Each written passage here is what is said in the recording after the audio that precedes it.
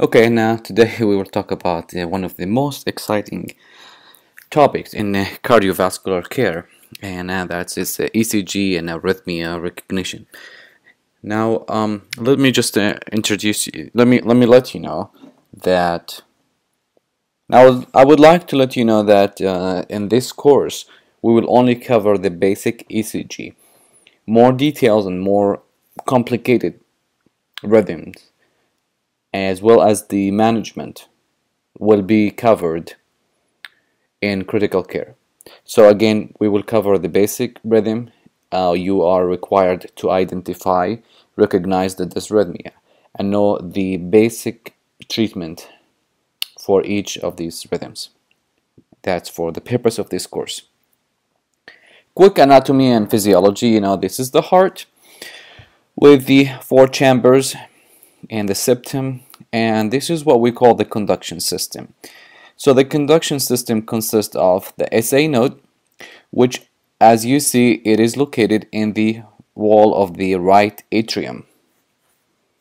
It's located in the wall of the right atrium, and the SA node is considered the natural pacemaker of the heart, and it fires at rate between 60 to 100, which is the normal heart rate for adult human beings. So again, remember that SA node is the natural pacemaker, which means that all the pulsation and the conduction is paced by the SA node, the sinus atrial node, which is located in the right atrium. So every heart rate starts right here, and then it travels from the SA node to the atria first, right and left, it through what we call internodal pathways, which are these artificial wires, as you can, or imaginary wires, between the SA node and the AV nodes. That's why we call them internodal pathways. So the action potential, or the electrical current, starts in the SA node and travels to the rest of the atria, cause the atrial contraction, which is represented in ECG as a P wave. The second thing is the AV node, and this AV node, okay, sorry, I'm just talking about SA node here, clarification, and then here's the internodal pathways, we'll cover that.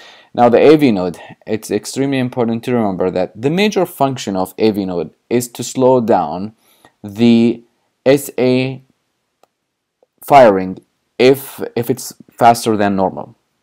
So again, the major function, as long as the SA node is working and functioning, AV node will only be a passing node basically. And again, when the SA node firing at rate between 60 to 100, which is a normal, the AV node will just pass this rate. There are some conditions that we will talk about when the SA node or the atrial node, when there are other cells in the atria decide to fire at the same time. In other words, whenever the firing or the rate before the AV node is very high, the AV node will protect the ventricles, because remember, the ventricles will respond to the atrial contraction. Whatever the SA node decide, and if it passes it through the AV node, the ventricles will respond. Now, here's just something very important. The ventricles contraction, or ventricular contraction, is way more important than the atrial. Now, both are important, but the ventricles, because the cardiac output and the perfusion depends on the ventricular contractions. So, ventricular dysrhythmia are considered lethal, and they are way more serious than atrial dysrhythmia or arrhythmia. So, back to the AV node. AV node, as you can see in this picture, you can imagine that the contractions that comes from the SA node or anywhere else in the atria as a bullet, and the AV node is like a liquid that will slow it down. So this way the ventricles will only respond to a slower heart rate. So some conditions where, for example, in some atrial fibrillations, when abnormally atrial cells start to fire all at the same time, and they can create an atrial rate of 300. Now imagine if every atrial rate passes through the AV node and cause a contraction, ventricular contraction of 300, like a heart rate of 300, the patient cannot survive. So just to remind you that the apical pulse or the radial pulse, whatever pulse that you measure, and that's what we call the heart rate, is a ventricular contraction, reflects the ventricular contraction, not the atrial contraction, because the pulse is a result of the ventricular contraction, not the atrial. It comes from the left ventricle. So again, the AV node, normally, its normal function is to slow down the sinus arrhythmia or the sinus contraction if it's higher than normal. Now, the other function of the AV node, if the SA node stops working, the AV node will become the second pacemaker of the heart, and that's firing is at rate between 40 to 60 beat per minute. So, but normally it slows down the firing or the fast firing. And then below the AV node, you remember the bundle of Hess, and then there is a right bundle and there's a left bundle, and then it goes down to the Purkinje fiber and to reach all over the ventricles. So these are the conduction system, what the conduction system consists of. So based on that, we will just color code the area of this arrhythmia. First, the normal and the only normal rhythm is the normal sinus rhythm. We're going to talk about the characteristic of each one. So if the rhythm that you see in ECG starts in the starts from the sinus, then we call it sinus. If it starts or initiates in the atria, then it's called atrial, and then depends on the description. If it starts in the AV node, or it's called the junctional, because this is the junctions between the atria and the ventricle. And if it starts in the ventricle, then it's called the ventricular. So we will again talk about the description of H1, but just remember that sinus means P wave. Sinus means P wave. If there's no P wave in the rhythm, it is not sinus. And remember that atria, usually it's fast and it's kind of regular. Just in general, we're gonna go to the specific. AV, remember, it's slower than normal. And ventricular, remember, it is the most serious, and it always means wide QRS. Because the sinus, we say, it represented by a P wave, which is the atrial contraction or atrial depolarization. And the QRS is the ventricular depolarization or ventricular contraction. So whenever there's a ventricular, it's a QRS issue. Whenever there's a problem with the QRS, it is more serious.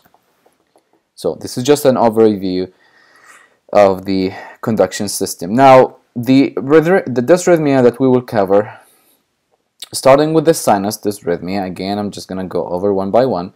We will cover mainly 4 rhythms.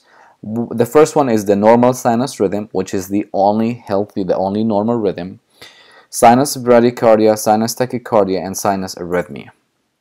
As far as an atria, this area, we will cover 3. We'll talk about the premature atrial contraction, or PAC, atrial flutter, and atrial fibrillation. And for the junctional, the AV area, we will talk about junctional escape, junctional accelerated, and junctional tachycardia. And then we will talk about first degree and second degree and third degree of AV block. And finally, for the ventricular, we're going to talk about the different type of PVC, or premature ventricular contraction, ventricular tachycardia, ventricular fibrillation, asystole, and pulseless electrical activity, or PA. Just again, refresh your memory that the cardiac myocytes, or the cardiac muscles, are different, are special because of these 4 characteristics. They have the automaticity, which means they normally produce a regular rhythm, excitability, when the action potential starts in the SA node, it excites the cell, and the cell excites the next cell, and the next cell excites the next. So that's how the electrical activity transfer. Conductivity. So whenever the cells are connected to each other, and when the electrical activity is conducted in one area, it's also passed through the special cells. Now, not every myocyte conducts, of course, the electrical activity, as you see in the electrical in the conduction system. If you think of it as a wires in the middle of the heart and passes, those are special cells in the heart. The other cells, they just receive. So that's important to know, because when some of the myocytes that usually they don't conduct, they don't initiate action potential, start to fire, that's what we call the foci or focus area, and that will lead to some dysrhythmia and the contractility, of course, as a result of these impulses. Now, there are two major mechanisms of contractions that control the myocytes, and it controls the impulsing. The first one is the action potential. We'll talk about that briefly, and that involves the electrolytes, and it comes mainly from the myocytes. Now, the nervous system, we have the sympathetic nervous system and the parasympathetic nervous system, and they also control the heart rate. So these are the two major sources of electrical activities in the heart. So, for example, sympathetic nervous system will increase the heart rate in cases of anxiety or dehydration or pain, while it will inhibit also the heart rate. This parasympathetic nervous system can inhibit the heart rate, and mainly by the vagal stimulation. So these are the two major ones. Quickly, the action potential, I'll go over this in class in a little bit more of details, but as you know that the normal state of the heart of any cells is to be in resting state, and this means that when there's no electricity, basically the rate or the voltage of these cells is about minus 90. So the rest here, the cell membrane is resting and the whole cell is resting. Now, at one point there will be influx of sodium, and as you know, sodium is positively charged. So the sodium, the sodium channels in the cell walls will open, and a rapid influx of sodium will happen, and that will change the voltage from minus 90 all the way up to positive 20. Now, that will excite the cells, and that will cause a contraction. But in order for the cells to maintain that, the sodium channel will be closed right here. So now the cells will need still continue some positively charged ions, and that will be the calcium. In this stage from 0 to 2, there will be calcium going inside. Now, to maintain a balance, so we don't increase the electrical activity of the cells, the potassium, which is also positively charged, will have to leave, because you know the calcium there are two positively charged, or two in the last orbit there are two electrons. So to maintain a balance, the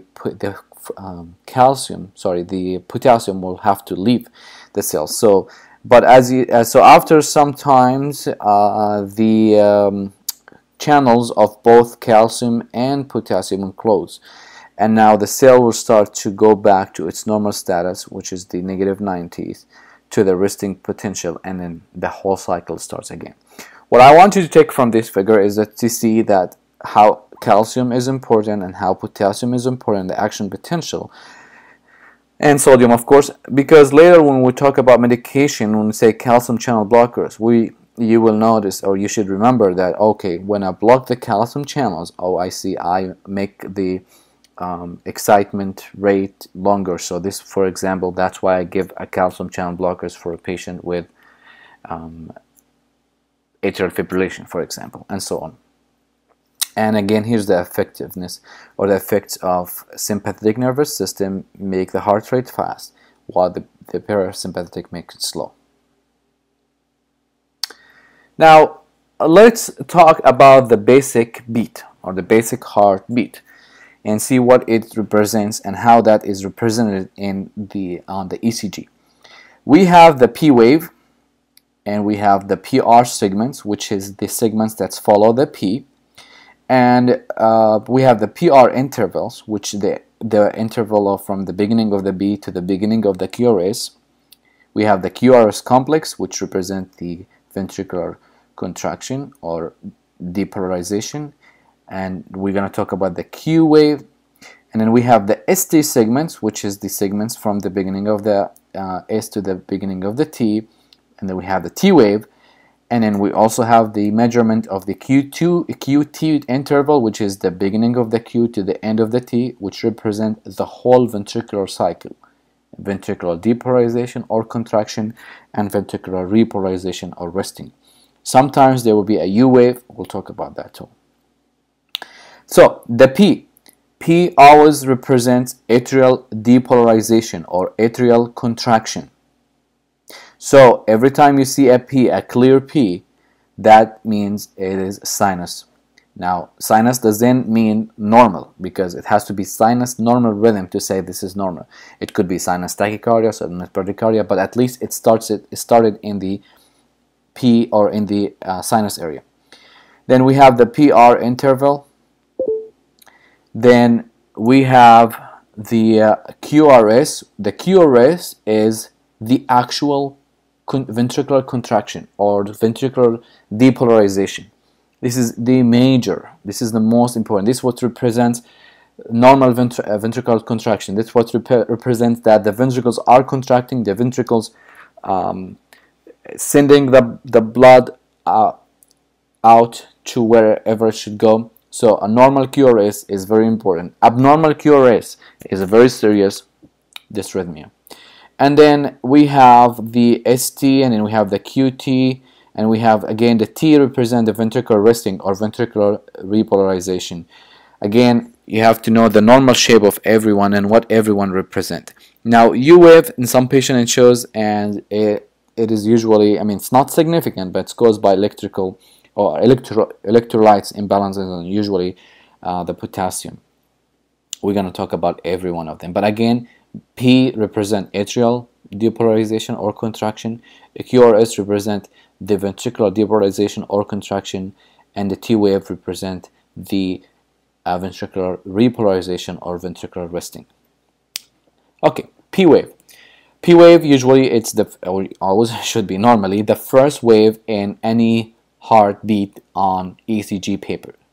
It represents atrial depolarization. It means that the firing or the action potential or the beat is started in or at the SA node.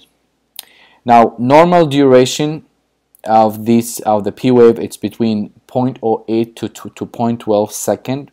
I will talk about the ECG paper and what this number represents. Basically, 0.04, the small box in ECG, the very small box, it measures 0.04 second. So the P wave usually is between 2 to 3 small boxes. And the normal deflection or normal shape of a direction should be upward. Now this is important because you're going to compare what you see to what is normal. So normally it should not be more than 3 boxes, and it should be upward. If it's downward, it's abnormal. It's not normal sinus rhythm. Again, the presence of P wave indicates that this is a sinus rhythm, and this is the shape of the P wave. Okay, the next one I'll talk about is the PR intervals. Now, I will only cover the major thing or the major criteria that we will use to interpret the ECG rhythms that you will get. Now, the PR interval, it's from the beginning of the P to the beginning of the QRS. It's from the beginning of the P to the beginning of the QRS. So this area, if you go back to the conduction system, you will know that this area represents from the SA node to the end of the AV node, from the beginning of the SE node to the beginning of the AV node. So this is just before the contraction of the ventricles. So again, the PR intervals measures from the firing of the SA node until this action potential or firing or electrical activities go through the atrial down to the AV node, and now it's ready to pass the AV node. So it represents again the time it takes for an action potential to move from the SA node through the atrial and down to the AV node, and now it's ready to leave. So only includes the time that AV node imposes to delay this electrical activity. All right. So normally it is it's between 0.12 to 0.2 seconds, which is 3 to 4 small boxes. 3 to 4 more boxes. So again, it's include the P and the PR segments. It represents the PR interval, one more time, represents the time it takes electrical impulse to be fired from the SA on reach to just before it causes electrical activity, or but just before in the ventricles, just before the QRS. So if this PR intervals is longer than 4 boxes, that means it's being delayed, and it's delayed by the AV node. So if the AV node has a problem, then the PR will be longer. So keep that in mind. So that's what is normal. A prolongation may indicate again AV node problem. So again the PR from the beginning of the P to the beginning of the QRS, it's all this area. Okay, so this is where the SA starts the firing.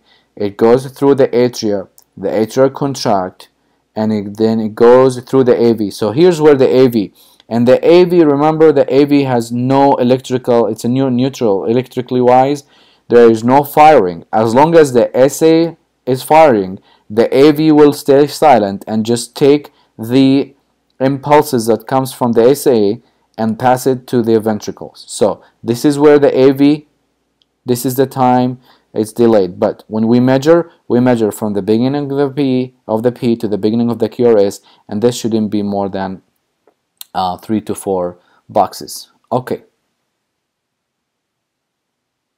Now, the next one is the QRS, and we say that the QRS represents the ventricular depolarization or the ventricular contraction, and it composes of the Q, R, and S, and each one represent different actions in the ventricles, but all together we will call it ventricular contraction. Simply just remember the Q is that the first negative deflection just before after the P. So remember the QRS, it goes down and it goes up, which is the R, which is the positive deflection, and then the S goes down again, which is the negative deflection after the R wave. So this is the Q first. It's the first negative deflection, goes down, followed by the R, which is all up as positive deflection, and it goes down as an S, QRS. So when we measure the duration of the QRS, it's from the beginning of the Q to the end of the S. This will be the QRS. Okay, and the QRS should be less than 0.12. I'm just going to talk a little quickly about every one of them. The Q wave should the duration of it is 0.04 seconds, which is one small box, and that's very serious if it's getting longer than that. And we talked about the acute MI and the Q inside the Q represent the queen. So when the Q is in a pathological shape, it's a serious problem. So if it's longer than 0.04 seconds or longer than one small box, or if it's deeper than one small box, which also in vertically represent 0.1 millivolt, then that also can be serious. So in other words, the Q should be contained in a small box. The depth and the length, the depth and the length should be within one small box. More than that, we call it pathological MI. The ST segments, again, the segments from the end of the QRS to the beginning of the T, and this is the time between ventricular depolarization and ventricular repolarization, between the contraction of the ventricles and the relaxation of the ventricles.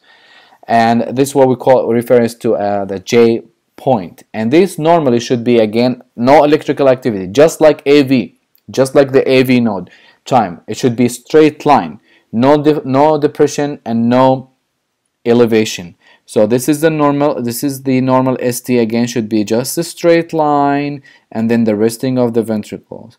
And this is the depression, this is an elevation. As you see, this is the normal line should be right here. So again, there's elevation, and this is called depression. So the normal line, if you can imagine, will be right here. Let me draw that.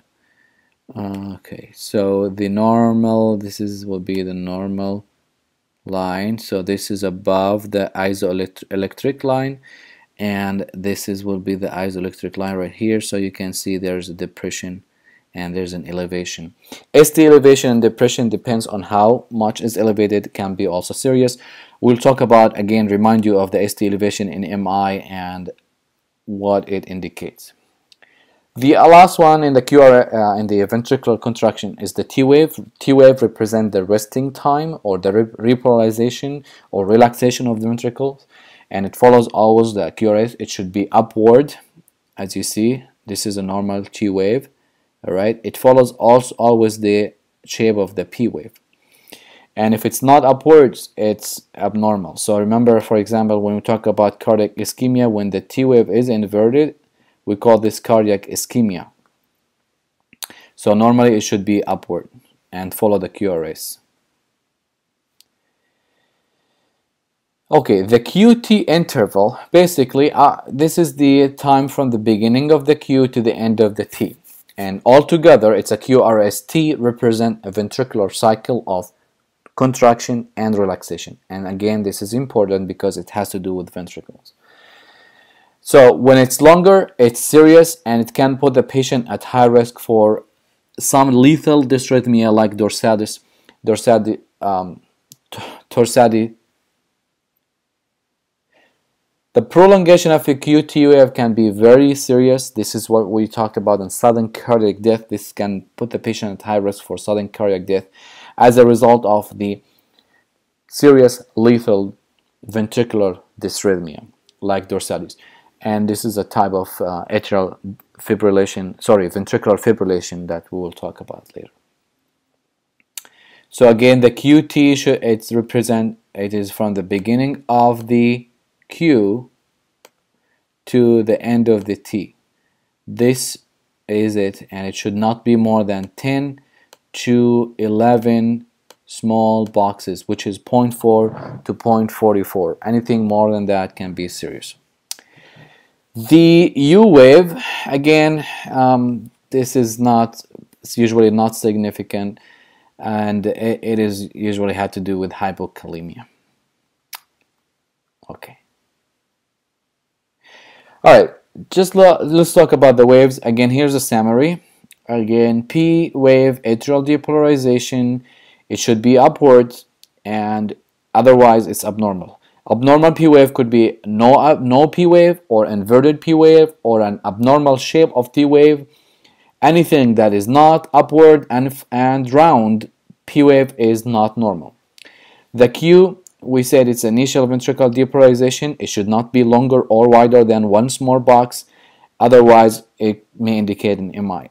QRS, ventricular depolarization, should be less than 0.12, which is 4 small boxes, must follow a P wave, otherwise it could be a premature or wide or tall, but wide QRS is one of the most serious. So the lethal and the most serious dysrhythmia usually have a wide QRS. T wave, the ventricular repolarization, again should be upwards, follow the QRS. If it's inverted, peaked, or tall or flat, it's abnormal. Now, let me remind you a few important things. So inverted T wave, we said that represent what? Ischemia. Okay, I'm trying to write here with the mouse. It's not possible, I guess. Okay, the peaked T wave, it's go like high, and this, remember, high means hyper. So this has to do with hyper kalemia, while the flat one, where it's become like short, this has to do with hypokalemia. Okay, so flat T wave versus peak T wave. This is important to also to know. It has to do with the potassium. So again, when the potassium is high, it makes the T wave high, peaked. When the potassium is low, it makes it flat and low. Okay, and the QT, we said the beginning of the Q to the end of the T, and it should not be more than 10 small boxes or 4.44 seconds. Otherwise, it will be serious. And the prolongation of QT is also another serious problem. And we talked about the ST. There should be no elevation or depression. Elevation, depression represent abnormal ST elevation or ST changes. Okay. So again, just quickly, where the rhythm will generate, the SA comes from the sinus comes from the SA node, the atrial from the atria, the junctional from the AV node, the ventricles from the ventricles, and then we have some artificial ones that we'll talk about that include the pacemaker.